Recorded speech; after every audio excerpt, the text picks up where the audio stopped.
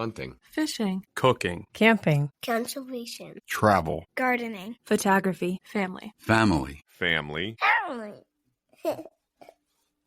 This is the Outdoor Ruhls Podcast.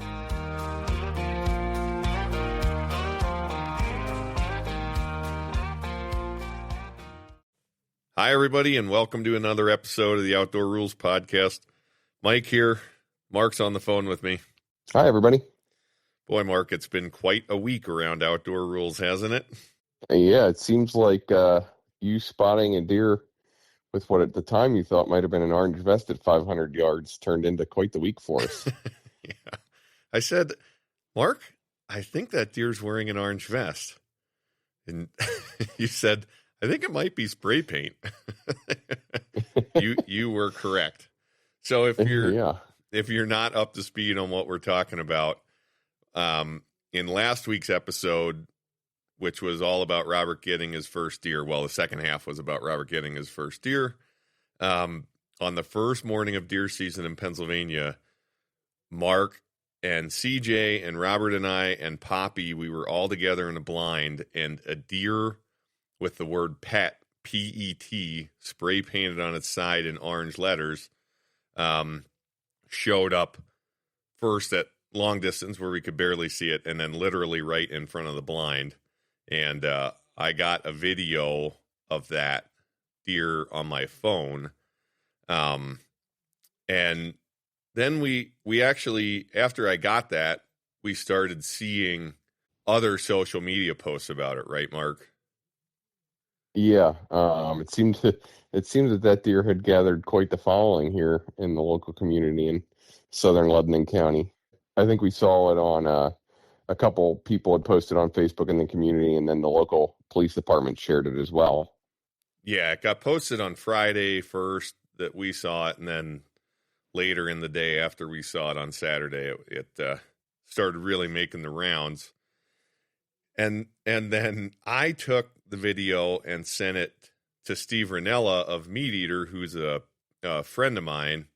And what happened then, Mark? Well, it went super viral. Yeah. I think it's been viewed like 3.1 million times to this point or something along those lines. Yeah, so it's been viewed like 3.1 or 3.2 million times. So anyway, it definitely got a few more people following our Instagram page, which is great.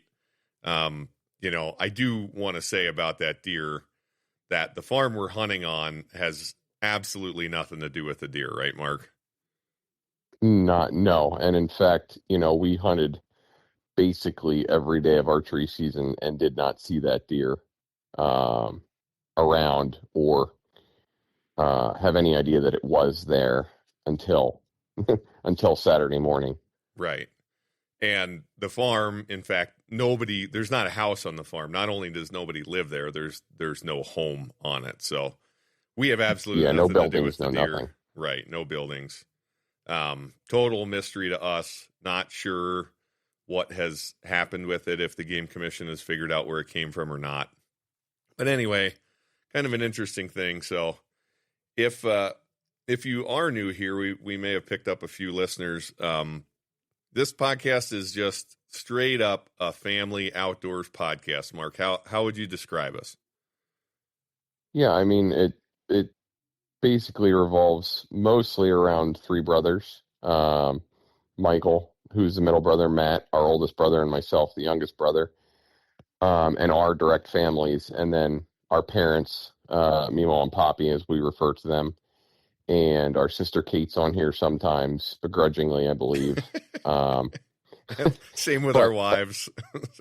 Same with our wives, right? Sometimes our kids. Sometimes the kids like to be on, I think. Yeah.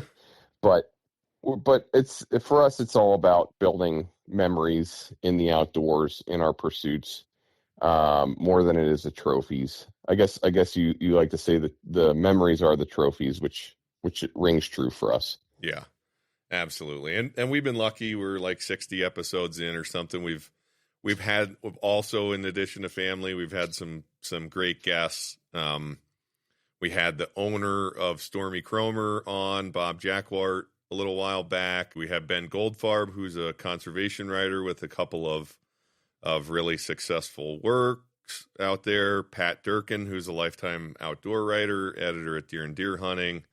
So anyway, this is a podcast that's totally a passion project for us and just having fun doing it, right? Yeah, for sure, it's a passion project. At this point, it's cost us a lot more money than we've made, and by a lot more money than we've made zero. So right, if it had cost us any money, it would be more money than we've made, which is not the point. So anyway, yeah, and then what else? There's one other exciting thing from this week, right, Mark? Yeah, we have a collaboration coming with Stormy Kromer. Oh, yeah. That wasn't actually the thing I was talking about. I was talking about CJ. Well, then we have two exciting things. Yeah. So this Saturday was a day CJ and I were going to hunt in the evening, and she decided she wanted to try a shoot rifle, which she had not shot a rifle bigger than a BB gun or a pellet gun. She had shot a 410 with turkey loads in it, but she was not real keen on getting any time behind the rifle. Well, Saturday we practiced a little bit, put a couple of rounds down range. She shot really well, and Saturday night she shot her first deer with a rifle. She shot a nice doe. Yeah, we'll have to get CJ on to tell the story on a future episode, right? Yeah, for sure. These kids we got are real stone cold killers, it seems like, when it comes to harvesting animals. Man, they've been doing really well this season for sure. So congratulations, CJ, on your deer. Then Mark, back to the Stormy Kromer thing. Describe that quick. Our episode spawned a relationship, a budding relationship, I would say, that they agreed to do some runs of Outdoor Ruhls Stormy Kromers. So we're going to have 2 colors of hats available with our Outdoor Ruhls logo on it. Yeah, it's going to be blaze orange and a plaid color called Forest Floor. I think the hats, we're still kind of trying to figure out exactly what they're going to cost, but probably in the ballpark of $50.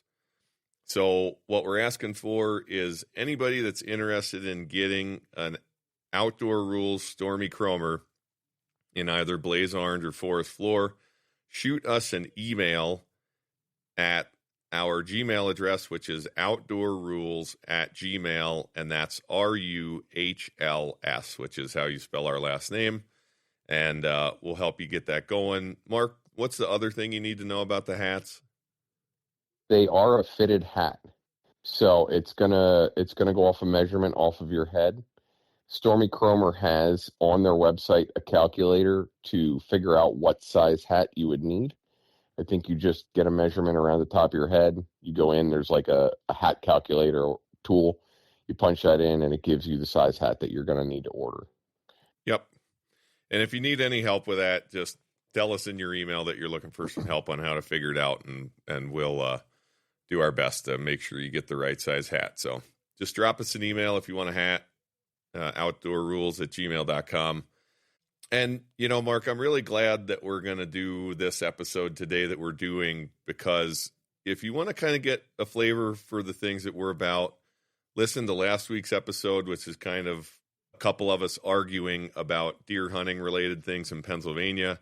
And then this week's episode is one that I really like because it involves a whole bunch of family. The 3 of us, well, you and me and Matt, Mom and Dad, Kate, and then our other brother, Davey, all telling stories around a toboggan that our family owns. So we're calling this one Hell on Ice. It's a companion piece to the one we did a while back called Hell on Wheels, which was all about bike wrecks, right?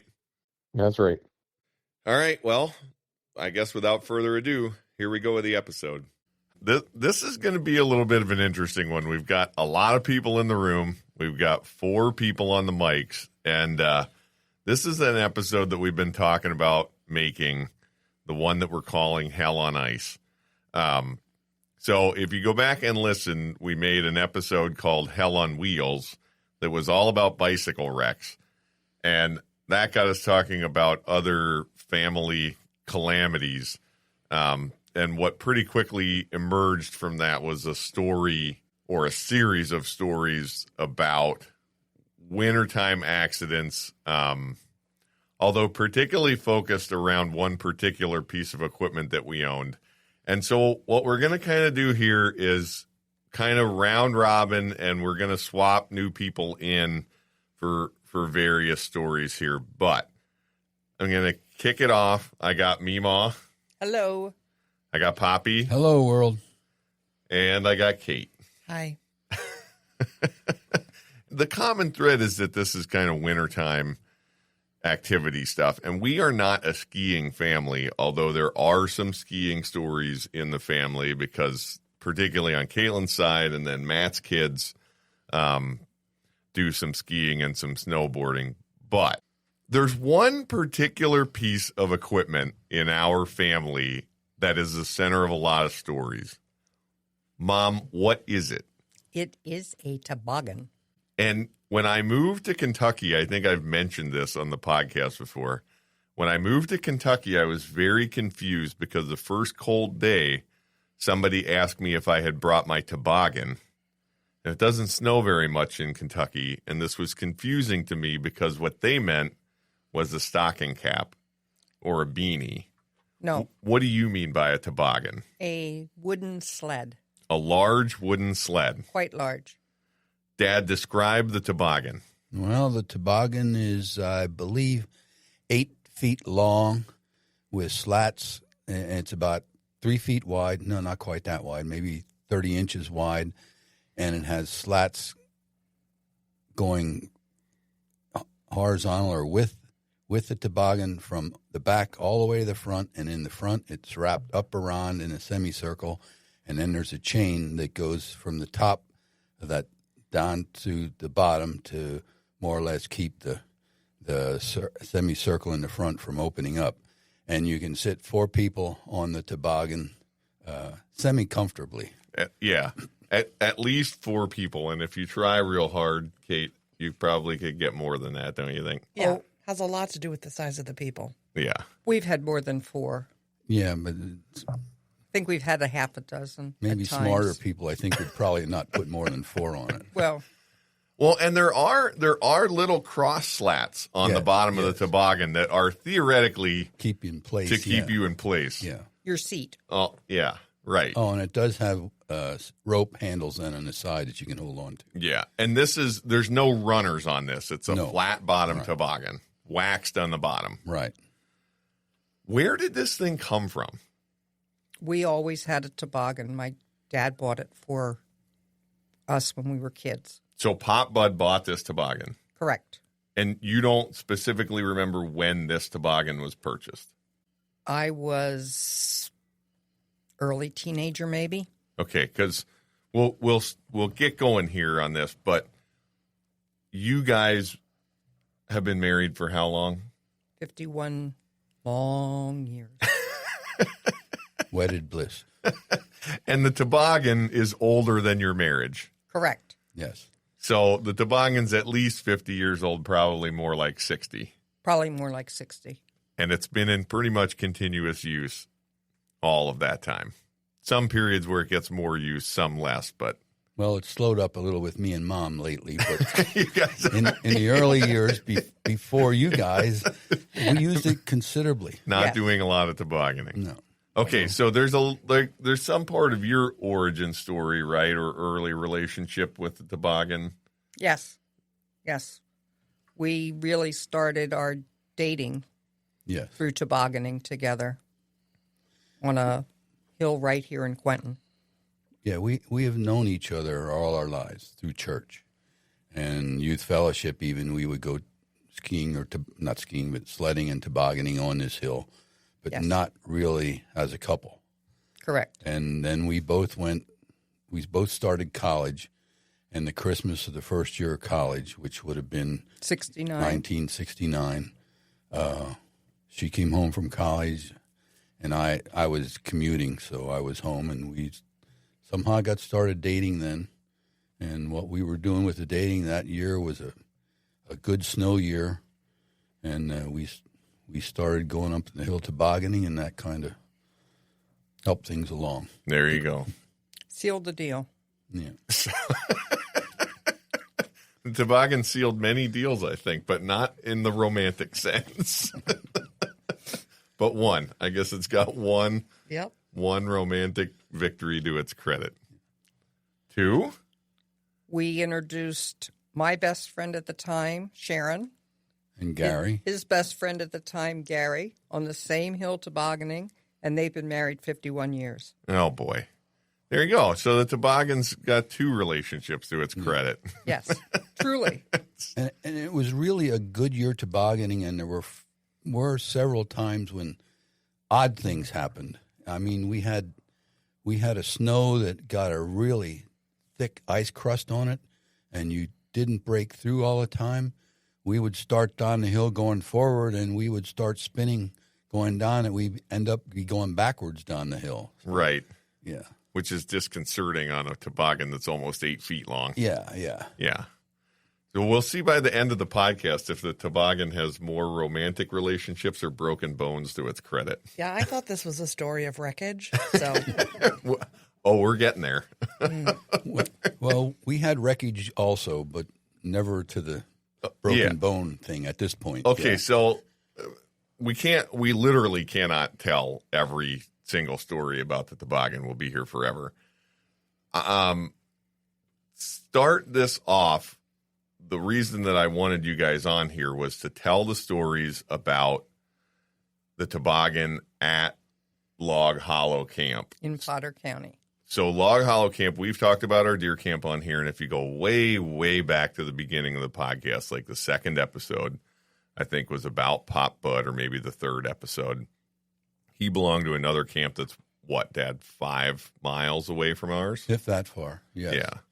And there's a big hill there, and you guys you were staying there for a holiday, right? Christmas. We went up for Christmas with Poppy's parents and sister, Gary and Sharon, Sharon's mother, Gary's parents and his siblings, my brother and his wife and children, my parents, of course, and we spent Christmas at Log Hollow.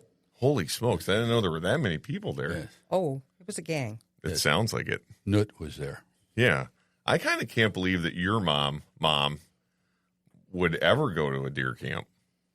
Oh, that's one place she Oh, went. Nut liked the deer. Really? She didn't talk to everybody that was there, but that's probably for the best. Sometime we have to do, Kate, we absolutely have to do an episode about Nut. Nut was Grandma Hartlieb. It was her nickname. And she was a unique person. But we'll move on to the tobogganing for now. So she was a formidable woman. A formidable woman. I remember her being well over 6 feet in height. So do I. So do a lot of other people. I know. Turns out she was 5'7", maybe 5'8". That doesn't sound tops. right. No, she was huge. And I know we don't want to get too deep, but I started dating Karen, and I'd call and I'd say, the phone would ring. She would pick up. I'd say, hello, is Karen there? She'd say, no. Click. That was it. Phone. That's a through line. Her phone skills. Yeah. She had interesting phone etiquette. But anyhow, anyway, we're off topic. Nut was at deer camp. So now this is for Christmas. Yes. Of 1976, before kids. BC, yeah. BK. Yeah. Were you married then? Yes, we got married in 74. Okay. As did Gary and Sharon. So yes, yep. All right. What ensued?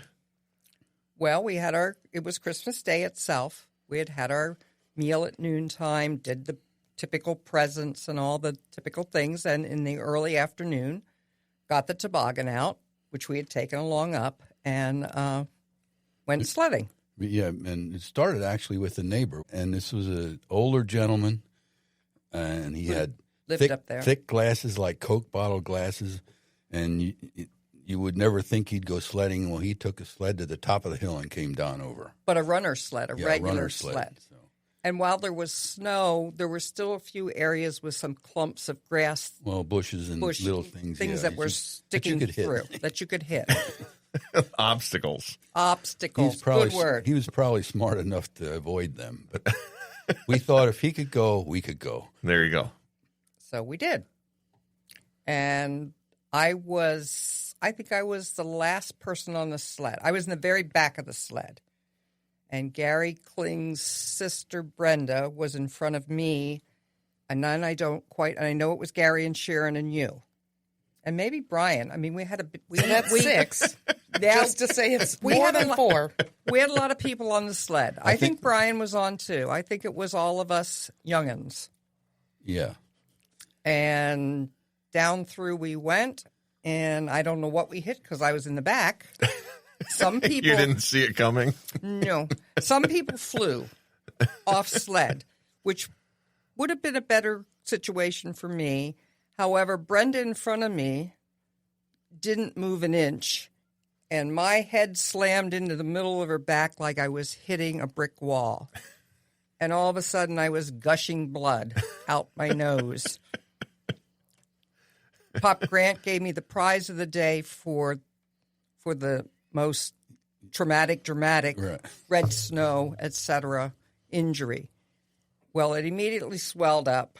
Eyes were getting like a raccoon.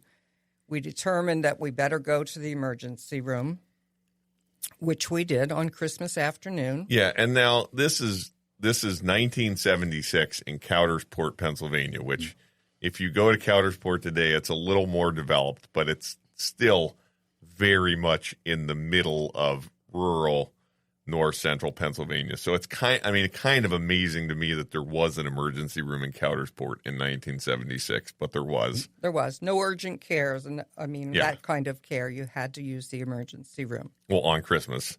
Yes.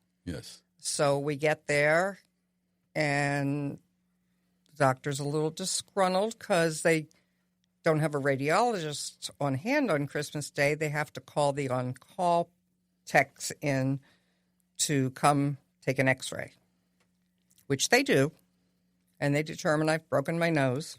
Right. And they determine it's not out of place at all. So other than ice and, they may have packed it for the bleeding. And like I said, I looked like a raccoon and whatever. But so after an hour or whatever the typical time in an ER is, back we went to camp. What time of day do you think it was when you got out of the ER? 3-ish, 3:30-ish, maybe in the afternoon. Late afternoon. Yeah. Correct. I, of course, go into the cabin. Some of the other not so intelligent people decided they would take another. I'm going down the hill again. Yep, they're going to sled some more. Now my brother joins the mix. He's 4 years older than me. Anyway, and they make one trip down the hill, and Ron doesn't get up after they've hit something and people have flown off the toboggan. Do you think you hit the same thing, Dad? I have no idea. Were you on the second run? Oh, yeah, I was deep in the front of the sled both times. So at this point, we use the toboggan as a stretcher. Literally, so what, Ron doesn't get up. He's knocked unconscious? No. Ron's foot's going like a direction it shouldn't be going at the bottom of his at his ankle. Like if he were walking forward, it would be pointing sideways to the side. So we use the toboggan as a stretcher. We get him loaded into the van. Fortunately, we have a big van. And me being the nurse in the group, it's determined I have to go along on this trip. I'm very recognizable when I walk into the emergency room that I just left an hour prior. And the radiology people had all gone home. The doctor's even less happy with us at this point. Right. And he looks at me and he said, "How many are in your group and how long are you staying?"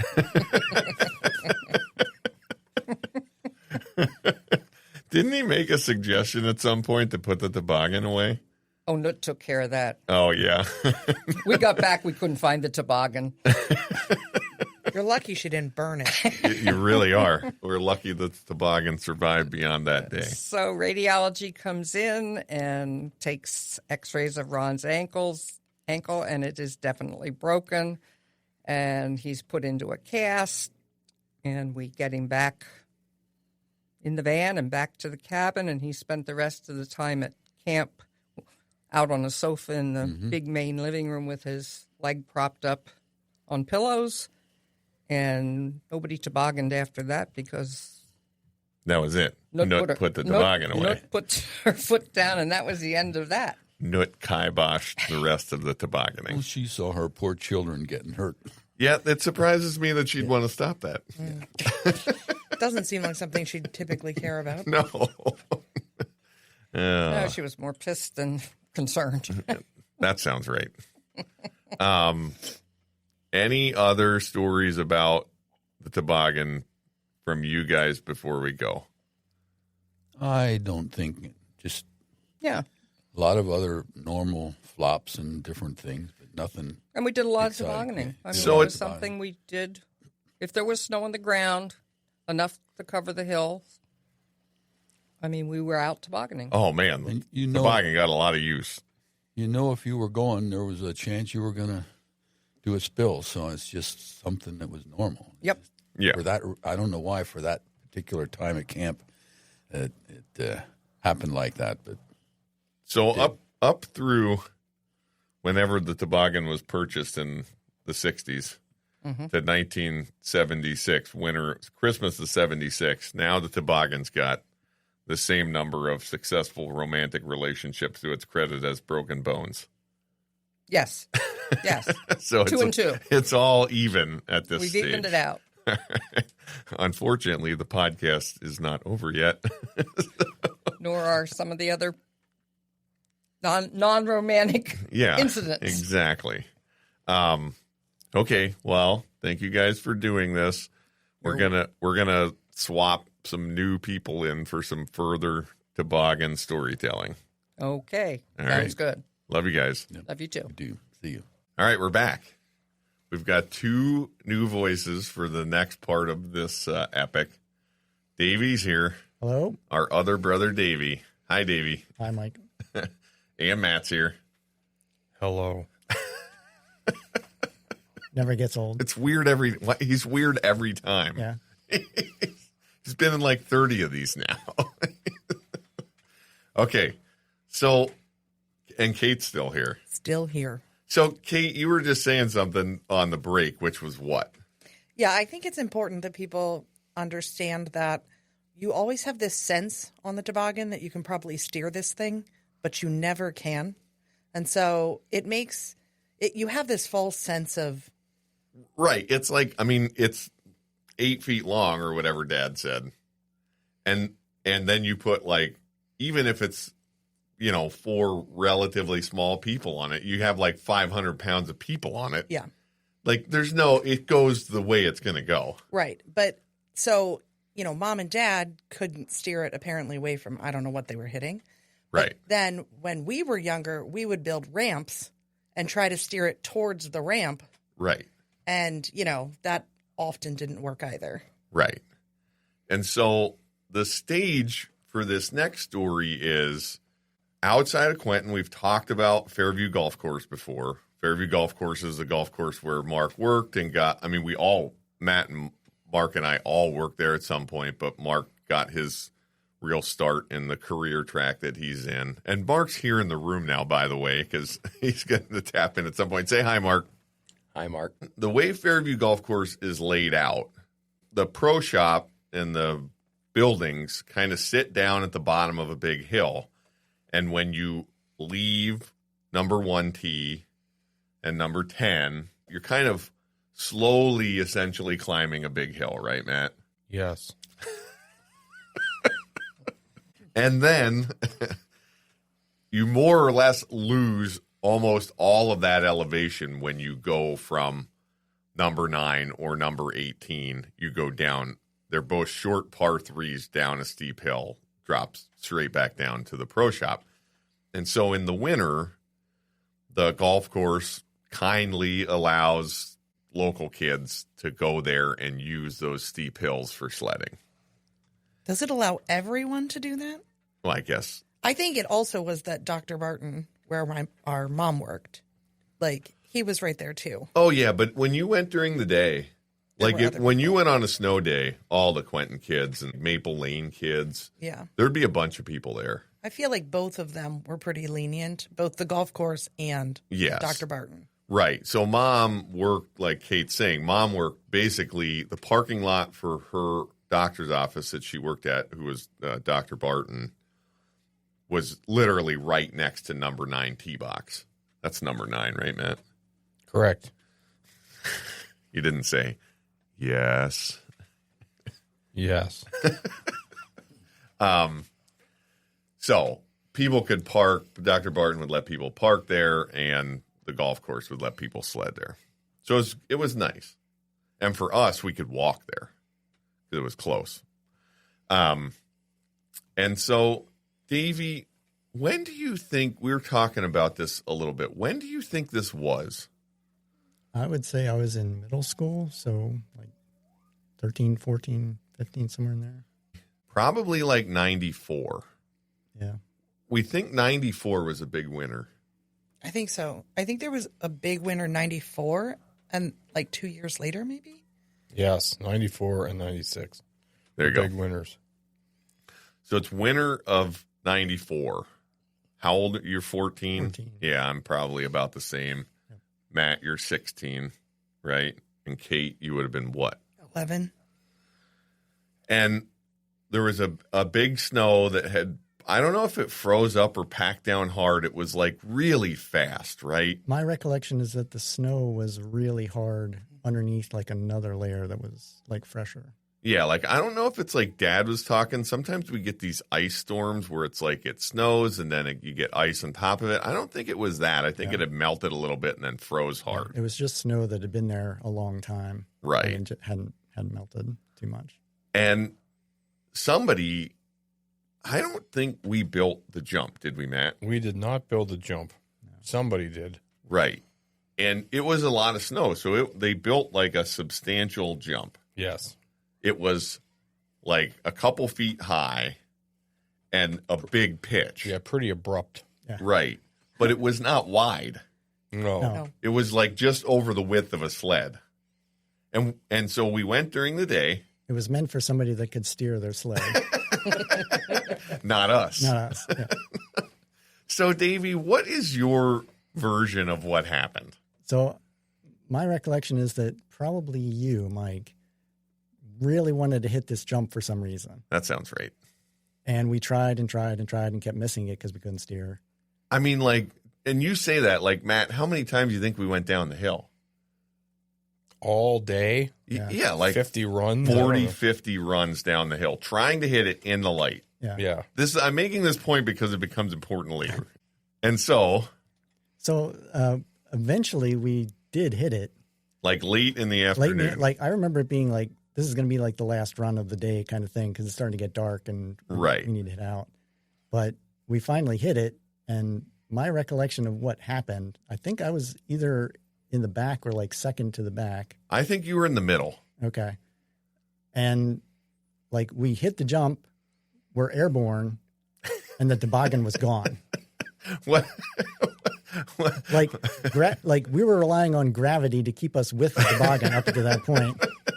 That was no longer in effect, so the toboggan just went out from under us. One of the things I very specifically recall about this was when the front of the toboggan, because I can't remember where I was. You were probably in the front, Matt, because you were the oldest. I must have been in the front. And I must have been in the back, and Davey was in the middle. So from the back, what I very specifically remember was when the front of the toboggan came up over the horizon. So I'm now looking at the toboggan straight on. That was where I realized we had a physics problem. I don't know how you could see that. Like, because my recollection of riding the toboggan is you only saw the person in front of you. Well, but that's what I'm seeing. Yeah. All of a sudden I could see the front of the toboggan like up, like now it's pointing straight up. Yeah, that's a problem. Yeah. So we talked about the snow being hard. When people were out there sledding that whole time before, they were leaving footprints. Mm-hmm. When I came down, I tried to brace my fall with both my hands, like both of them out to the side, and my right one caught somebody's old footprint that had like frozen over. So it was basically like sticking my hand in a concrete hole. Right. And it bent my wrist back at an angle it was not supposed to be at. And my recollection was you had a little bit of help as well there, right, Matt? Yeah, Davey broke my fall. Yeah. Also not healthy for me. So it was very nice of him. We had the biggest guy landed on the smallest guy. Yeah, not a good combo. No, and then we had to go home. Yeah. Some of us had to go to the doctor, but yeah. Really ruined the rest of our, Yeah. I think we were probably done at that point anyway. But and so what exactly, like medically, what was the deal? I think I just had a bad sprain. I don't think I broke any bones that time. I was trying to remember back. I know I was in like a brace for a long time, but I don't think they put a cast on. I remember your wrist being broken. I don't think so. Maybe I'm misremembering. I don't have a lot of broken bones to my credit, but yeah. Well, I don't know. I thought it was broken too, but maybe it was just sprained really bad. It was sprained like bad enough that when I moved it the first time, I could hear multiple pops when I started to like move it around. That seems bad. Yeah. You never want to hear that. No, your joints aren't supposed to pop. Mm-hmm. Oh man. Yeah. So that toboggan really got us that time. Was it convenient that the doctor's office was right at the top of the hill? No, because it was closed. Yeah. It was done for the day. I was talking, maybe I was talking to you guys, but I had an incident where I cut my hand sledding over there. I don't know if it was one of those times it was icy and I like went through the ice and it sliced my hand. And I went to Dr. Barton's and he bandaged me up, like knocked on his door at night. Yeah. Because all of this was, back in the days before cell phones. So there was no communicating with home. I mean, who knows when Davey, I'm going to call it broke your wrist. Okay. When you broke your wrist, how did we even get home? Walked probably. I don't know. I don't think we wouldn't have had any other way to get back. So no, because even if Matt was 16, you didn't drive at 16. No, I wasn't driving. And I don't think Mom was there. It was too late in the day. Yeah. I think if it had been more serious, I think we would have probably gone up and knocked on Doc Barton's door, but yeah, if it would have been an ankle. Right. Yeah. Or if the bone was sticking out or something. Yeah, oh yeah. Then right. Maybe could talk to him, but yeah. Might have toughed it out. Yeah. All right. Davey, do you have any other? Oh yeah. You said there's another one, which this will be a surprise. What's your other toboggan story? There's another one. It's not nearly as serious, but it's just like a glimpse into what toboggan riding is like. So before I start this one, I want to point out something. Your dad mentioned when he was on that you basically knew that whenever you rode the toboggan that you were kind of taking a risk or something to that effect. I forget exactly how he put it. I was not given any warning about riding the toboggan, just for the record. I did not know that I was in danger each time I rode it. But how would you know? How would you ever be with us and not That's think true. I'm probably in danger? That's very true. So my recollection of the other story was we were up. I'm trying to think of how to describe this, but it's up kind of that direction. But it's two like really steep hills, and then there's like a little level spot in the back. It's like on the what direction is that? We used to sled up at the water tower sometimes. Yeah, that's where it was. Oh, right here in Quinn. Right here. That's where Mom and Dad were talking about sledding. Yeah. So my recollection, we went up there, and I want to say that Ann Boyer was with us for some reason. She was a good sport, so she might have been. Surprise me. But we decided to sled down one of those. They're not real long hills, but they're really steep. And we decided to go down one. I think there was maybe like 5 or 6 people on the toboggan. And we went down it, and there was good snow. And we got to the bottom, and there was something buried in the snow that we didn't see. And the toboggan stopped. And like the last person on the toboggan was in the third person spot by the time we got done. And we just kind of had to bail out the sides. But I don't think anybody was injured in that one. It was just a lot of little bruises here and there, maybe. But. Yeah, toboggan stopping abruptly really gets everybody. Yeah. I don't know how it didn't destroy the toboggan. That thing must have been pretty tough with all the wrecks that it's been. Oh in. man, yeah. Yeah, because it's really still in every bit as good a condition as it was when we were kids, right? I mean, none of this is broken or cracked, any of it. Nope. Just don't make them like they used to, I guess. For legal reasons, maybe. All right, Matt, you got anything else to add here? I don't think so. Do you remember any other toboggan wrecks? I mean, there's lots of little ones, but never anything where anybody got injured badly. Right. All right. Thanks, Matt and Davey. We're gonna go to later in the day, but we're gonna take a break and switch mics again here. Okay, now we're back. All we've done is swapped in Mark for Davey. Say hi, Mark. Hi. Obviously, we were hearing you in the last segment of this. I had input. Yeah. You have things to add. I have things to say. Okay. So the person that I obviously want to tell the rest of this story is Kate. I did not know that. Wow. How could you not know that? So pick it up, Kate, so we've broken Davey's wrist. Yeah. I heard about that. And it's gotten dark. Yeah. And probably colder, maybe icier. Certainly. So I don't really remember who suggested it, but obviously we were going to go tobogganing again. I feel like I'm getting blamed here for wanting to go. Hard to say. I think we all wanted to go. The thing is, you don't get to do it all the time. It doesn't always snow. So when there's good snow, you got to go. So, Mark, Mark and Kate, why were neither of you there when Davey broke his wrist? Because brothers are jerks. Yeah, obviously, because the three of you left us out. This story is me being mad at Mike mostly for all of it. Because I wasn't allowed to go with you guys during the day. Why? Because I was 7 and Matt was 16, and they didn't want a 7-year-old slowing him down. Imagine if I'd have landed on you. Yeah, maybe they were worried you'd get hurt. You were never worried if we got hurt. Oh, I wouldn't have been. Mom and Dad would have been worried if you got hurt. Maybe Mom and Dad kept us back. Yeah, I don't know. Yeah, I mean, maybe it's because there was no adult. That might have been. I'd just like to ask, can you remember a time that the three of you did invite me to something?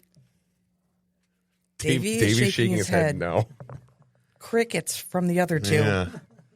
I'm trying to think. There's got to be something that included a task that we didn't want to do that we would have asked you to come with us for. Exactly. Yeah, some kind of chore related thing. Anyway. So we went back, and Ann Boyer was with us that time. Yep. Who is, as you said earlier, was always a good sport. Yeah, so Ann, we've talked about her a little bit before. She's the namesake for your little Annie. Yep. Dear friend, and we lost her 2 years ago. 2 years ago. Yeah. So, yeah, but she was always up for anything and up for fun. And, by this point, I don't remember Mom being on the toboggan to actually go down hills very often as a child. No. But Ann was game. Right. So it was Mark and me and Ann and you, Michael. Mm-hmm. And I assume the reason that Mark and I were there is because Ann insisted that we get invited. Well, okay. That feels slightly unfair. But maybe it was that you guys wanted to go and we needed an adult, and Ann said she would go, and I also wanted to go with you. Or go tobogganing more. Yeah, exactly. Okay, yeah. Well, okay. yeah, not that I wanted to be with you. Not to be with us. You just wanted to be tobogganing. Correct. So essentially, and I don't have a great memory, but here's what I remember. Davey has been injured. Correct. We still want to go tobogganing. Right. No one's going to get hurt again. Though, listening to Mom and Dad's story, we should have perhaps seen it coming. Maybe. We get there. There's that enormous jump that you all described earlier. Mm-hmm. Mike says, there's no way we're going to hit that jump. Because I think Ann was immediately like, oh, that's pretty big. Well, yeah. I mean, Davey had broken his wrist on this jump, and so... But it's like we tried all day to hit that jump. We did. All day. There is absolutely no way that we're going to hit this jump. That's That's my memory. We tried all day when it was light and we could see it, and we couldn't steer the toboggan to hit it. Now it's dark. You can't see it. There's virtually zero chance that we can hit this jump in the dark by accident. Yeah. But Mike would not allow me to ride on the toboggan. He was so sure we weren't going to hit the jump, but he wouldn't let me go with in case they did hit the jump. Oh, you weren't actually on the toboggan? You wouldn't let me go. Oh. This is burned into my memory. You know, the one time I looked out for him. I know. 10 minutes of Mike convincing. I'm in trouble for looking out for him. Essentially, we just learned who he loves more. 10 minutes of convincing. Didn't I suggest that you don't go on this to begin with? Maybe. Probably. 10 minutes of convincing there and saying, well, what if we hit the jump? It's dark. We can't see it. And Mike, we tried 50 times today before we finally hit the jump. There is no way we're going to hit the jump. Yeah, I remember a lot of that. Except Mark, don't go until after we make the first run. And what I remember was it was icy, and I could hear the toboggan, right? Uh-huh. And it was dark, and there's some lighting at Fairview, but it's not like you can see the hill or what's down there. Right. I could hear the toboggan going down the hill, and then nothing. For what felt like a minute, and then just crumble. Just, oh! Yeah, that silence is disconcerting. Yeah, that's what I remember too. So Mike was steering? Yeah, I think I was quotes. Air quotes. Steering. Oh, man. I assume I was in the middle. 50 runs it took us. And then on runs 51 and 52, we hit it. And then I don't really remember. I don't remember exactly. I guess it was just the ground that injured Anne. I think so. Yes. Now, Anne, I mean, we were mentioning this earlier, but she was a high school athletics coach, particularly cross country. She was a lifelong distance marathon runner. She's in the Lebanon County Sports Hall of Fame, Pennsylvania Sports Hall of Fame. She was legitimately tough, did some absolutely amazing things in her life. Like biked cross country. Right. Yeah. This was, I believe she said, maybe the most significant injury that she had ever received. Yeah. So what do you remember about it? I don't remember a lot. I mean, I remember what Mark described down the hill, and then we're not on the ground any longer. Yeah, we became pilots. Yeah. We went from sled drivers to pilots for a second. And it's just you kind of tuck in and try to hit with your shoulder. That's my memory of it. And then, I mean, Anne just didn't quite get up right away. She kind of landed on her left hip. She landed on her hip. Right. And she had the most epic bruise. Yeah. Ever. And I don't think she ever went to the doctor, but I think it's she bruised her bone, essentially. It was a deep bruise, and for the rest of her life. Which was 25 more years. She says she could never sleep on that side again. Oh, we permanently injured Anne on the toboggan. Yeah. I'm curious because she was not one to get, she really didn't get angry. I don't really remember her, no, being angry, but I don't remember her reaction. Do you? I don't think that she was outwardly angry at me in the moment, but I remember thinking later, she's kind of mad at me. Yeah. Yeah. But also, did she even have a big, I assume she hid some of how uncomfortable she was. Yeah, probably. Yeah. Yeah. She was really hurt. Yeah. We didn't go down again, right? I never did get the sled that night. It might have been for the best. Poor Mark. Always left out. So close, Mark. Mm-hmm. We just needed to make one more run. I probably just wanted to see where the jump was in the dark so I could be sure we wouldn't hit it. That might have been his excuse. Yeah. I was trying to look out for you. Uh-huh. Unlike Matt, he wasn't even there. He was looking out for Matt. One of the few times in my life I knew better. That does seem strange. It does feel like there's a lesson here, which is if somebody gets hurt on the toboggan, call it a day. Like you don't need to double up. Yeah, it seems like when it claims one victim, yeah, it's gonna claim more. Yeah, that toboggan, it's really been amazing. I kind of would love to. I gotta maybe when we're here in January. Maybe there'll be snow and we can injure the boys. Davey is shaking his head. He will not be participating. Davey, you can take Emmett and Robert down the hill on the toboggan. I'm sure Emmett will be totally fearless. All right. Now, so since I know we're calling this Hell on Ice, and there's like a lot of other stories, but there's one that I wanted to tell also in part because ice fishing season is coming up. Woohoo. And Kate and Mark are both part of this. Kate, I get blamed for this one. Kate, how many times have you gone ice fishing? Half a time. Because I never intended to fish, but I did go out to support Mark. You went for moral support. Correct. How'd it go? Getting out went well. It wasn't my favorite experience.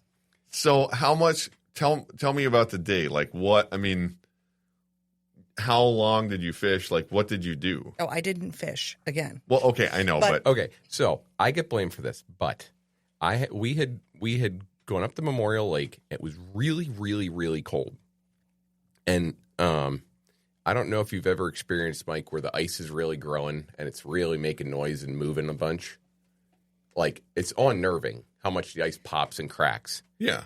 Sometimes it feels like your feet fall, like you lose half an inch because the ice is cracking that much. It's a little bit like turbulence on a plane. Yeah, exactly. But if it's growing, if it's making noise, it's growing, you're safe. Right. But it doesn't feel that way. I was told the ice is beautiful. It's so wonderful. We got a little hut. There's food or some crap. Hold on. Fishing. You offered to bring beef stew. Oh, I offered to bring beef stew like a kind-hearted person. How is this? You, Davey, there's nothing better than getting your siblings fighting, is there?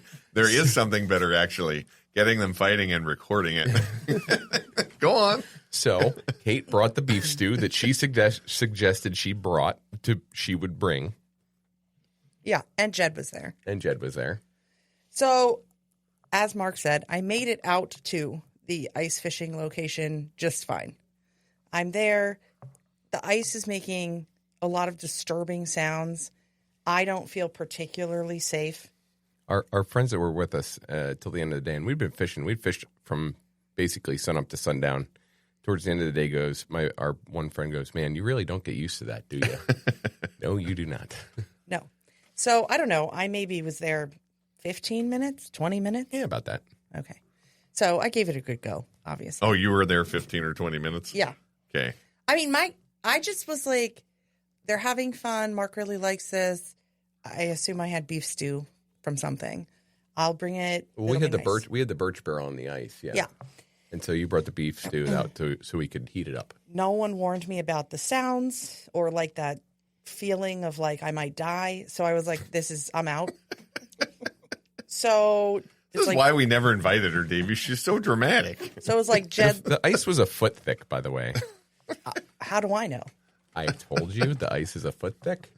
All right, you've told me many things. Yeah, trusting your brothers is a way to get in trouble. So anyway, I'm like, let's wrap this up, Jed. So we start walking back. Jed's close to me. The ice is making noise. I'm like, no, get further back, man. Like we can't both go through the ice here. All right. So I don't know. Did you see it? Somebody saw it.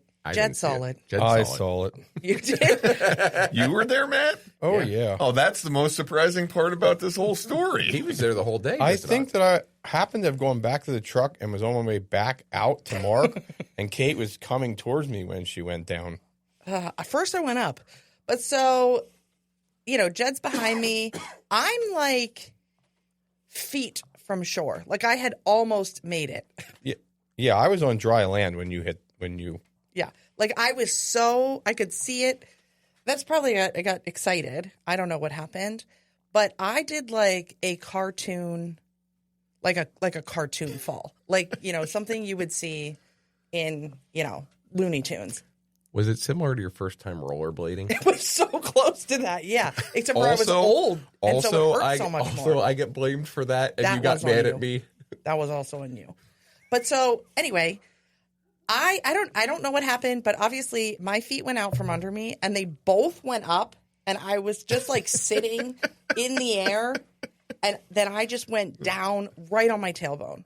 Like, yeah, gravity's a bitch. Yeah, like I mean, so hard. So Jed comes over, and who likes falling down? But I really hate falling down. I do not like it to be embarrassed. Like I don't like it if people could see it. So I pop back up immediately because I'm like, somebody probably saw that. I got to be fine. I think, and I bet the rest of the people in this room would agree with this. When you are by yourself walking through the woods, like I could be on a mountain where I'm reasonably confident I'm the only person on the mountain. If I fall down, the first thing I do is get up and look around to see if anybody saw me.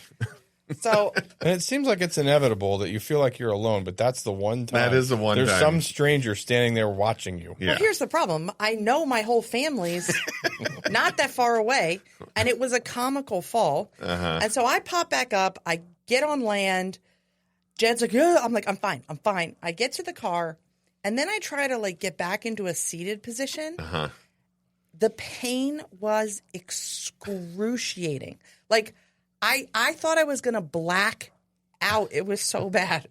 And so the rest of the ride home, I was just like in and out of like screaming in pain and saying, nothing's ever hurt this much in my life. And then Jed saying, should we go to the ER? And then me yelling at him, like, no. What are they going to do? I broke my ass. There's nothing they can do for that. Anyway. And then I was like, but maybe nobody saw. And then I got a text because, like, I think Rachel and apparently Matt saw it.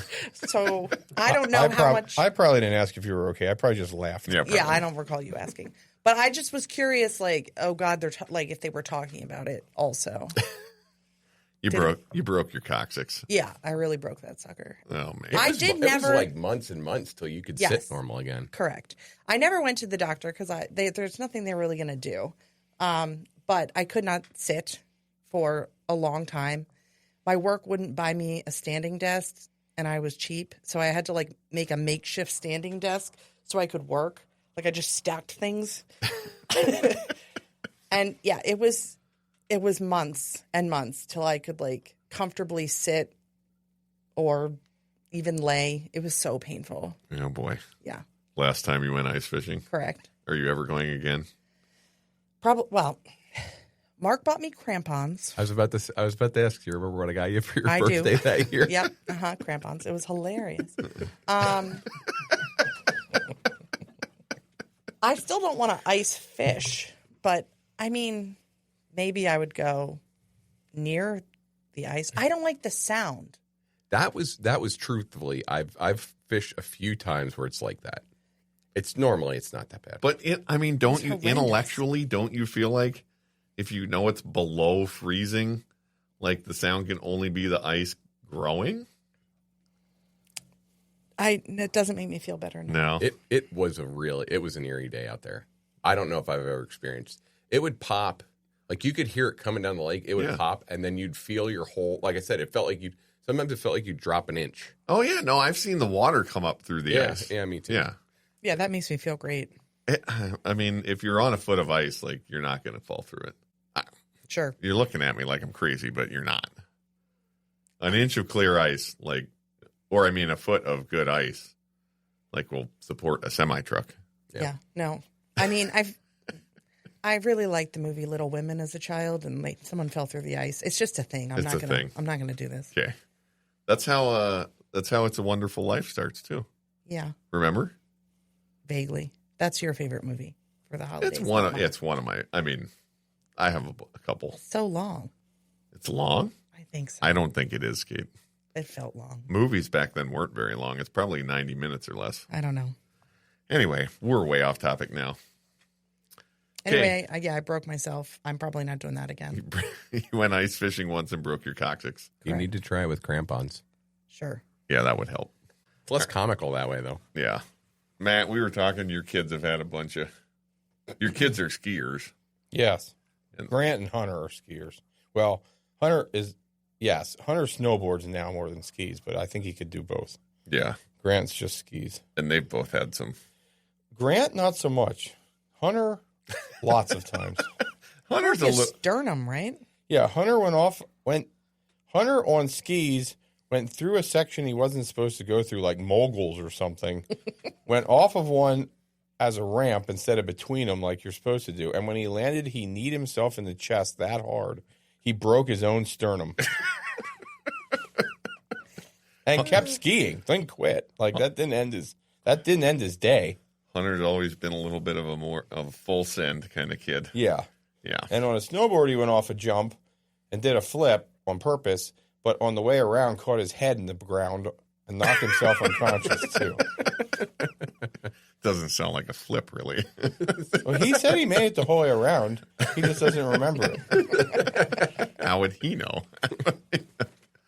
All right. Well, any more hell on ice stories before we go?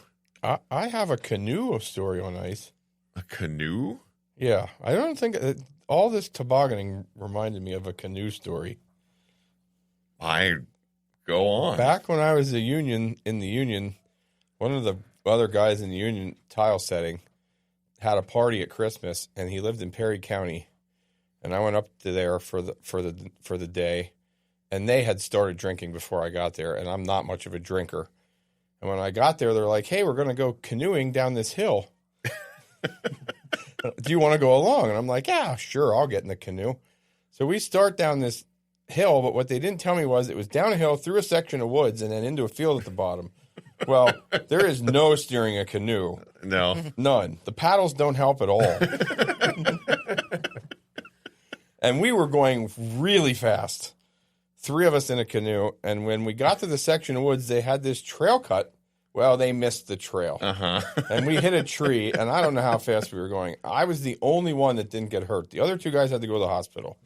Oh, man. And I thought to myself, that was really dumb. I should have known better than to get in that canoe. Yeah. Those trees are really hard. It didn't stop them.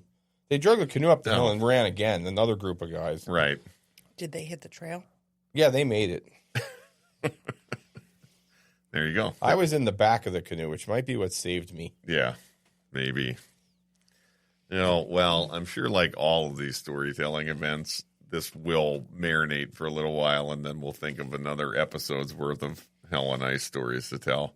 I know we could get Tim on here, Caitlin's dad, on here to tell skiing stories, so maybe we'll have to get Hunter and Tim and Caitlin on, talk some more. I popped a borrowed snowsuit in the Alps on a sled once. What? It was pretty embarrassing. Okay. It was. What? Well, it was spring break. We went to the Alps. We went a couple of places, but we met up with these kids that one of my friends had met when one of the guys was studying here in high school. Mm-hmm. And he was like, "Oh, we're going to go to my family's house, like Chateau or I don't know, in the Alps." So we get there, and it's like you had to take a ski lift up and then sled part way down the mountain to get to the house. So it was beautiful. It was like the most picturesque thing in the world. We get off this ski lift and start sledding down, and there's like a old grizzled-looking man like with a fire and like a vat of warm wine, glühwein. So it was like really cool. And I thought it's important to note I did think Who are you? Your sister? So it is kind of important to note I did think that one guy was really cute. So I was like, oh, okay, yeah. Like a Swiss boy. This will be really nice. So sheesh. I'm guessing this was pre-Jed. Yeah. So, obviously. So then they're like, well, do you have stuff to go sledding? And it's like, well, no. Like we have a backpack and we've been to a couple of countries in this week. And so they're like, oh, that's okay. You can borrow a snowsuit. And I'm thinking, oh, shit. I've never been petite woman. So I was like, okay, great. So they hand me this snowsuit that's several sizes too small. But I'm like, I want to go sled. What am I not going to go sledding in the Alps? You know what I mean? Right. So it's like, whatever. No, you're going to get in the snowsuit. Yeah. Also, they've been feeding me nothing but cheese since I hit this country. So, like, I mean, I was not good. So, anywho, I get this thing on, and I'm essentially like a starfish. Like, I can barely walk, and I can't put my arms the whole way down. Ralphie's brother? Yes. So I'm like, all right, that's fine. So then they pull out, like, we're gonna go sledding. So I'm thinking toboggan because there's 4 of us. Sure. And they pull out a sled that's like, I don't know, maybe 4 feet long. Like, there's not enough room for a runner sled. I don't think there were runners. It was kind of like a toboggan, but it was just incredibly short. And like, there's one of those and 4 of us. Right. And I feel like I take up half the sled to start with, and I'm in this. So like, there's no like taking up extra space. So I'm in this snowsuit that I can barely move in, and we start going down a hill. All 4 of you? Yes. Oh. And we did it a couple times. It was fine. And then we hit one and we crashed. And like, I go flying and I just feel like, and I'm like, oh shit. And I had like totally split the snowsuit the whole way down like my thigh. And I was like, oh no, because like it's not mine. I feel bad. Right. So I'm like, tell my friend, and she's like, oh, it'll be fine. But like, how's it going to be fine? I don't know how to sew a snowsuit. So anyway, they were really cool about it.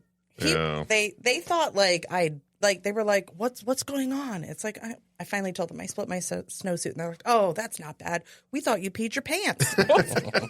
No, I'm good. But I did split that snowsuit in the Alps. Didn't impress the Swiss boy. No, though he did come to visit me in New York. Oh, there later, you go. So, yeah, that's nice. Good. Yeah, we could see the Matterhorn as we were sledding. It was really awesome. Yeah, really nice. I don't remember you going to Europe on that trip. It was like a week. It was my spring break of senior year. We went to Switzerland and then to Italy. There you go. Yeah. Well, thanks. That's a good addition for Hell on Ice. You're welcome. Yeah. If you're going to the Alps sledding, either take your own snowsuit or don't worry about it. Don't worry about it. All right. Well, Mark? Davey witnessed the end of my ice hockey career. Oh, yeah. Davey's an ice hockey player. Are you still playing, Davey? No. That was a no. What are you laughing about, Matt? Not much. Do you remember the end of my ice hockey career? I went on a breakaway and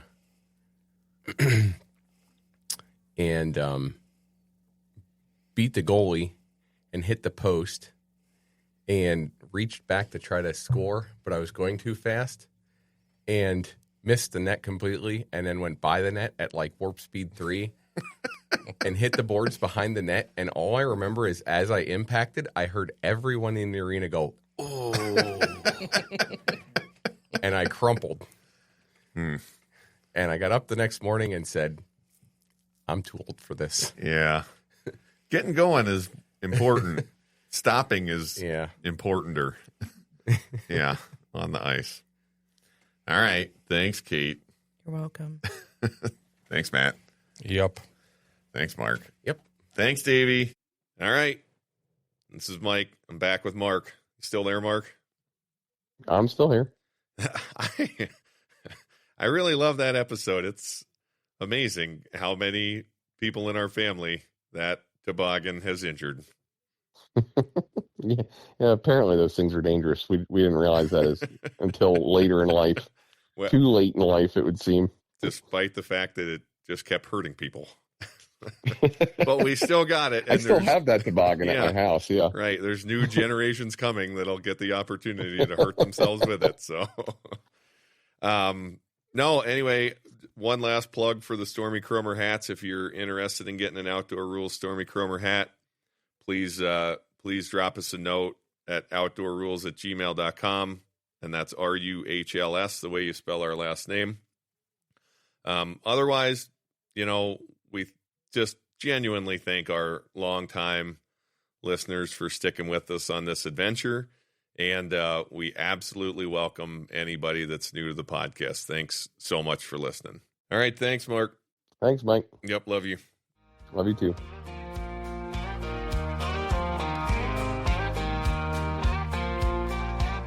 Hunting and fishing, the great outdoors, mixing history, laughter, love, and folklore.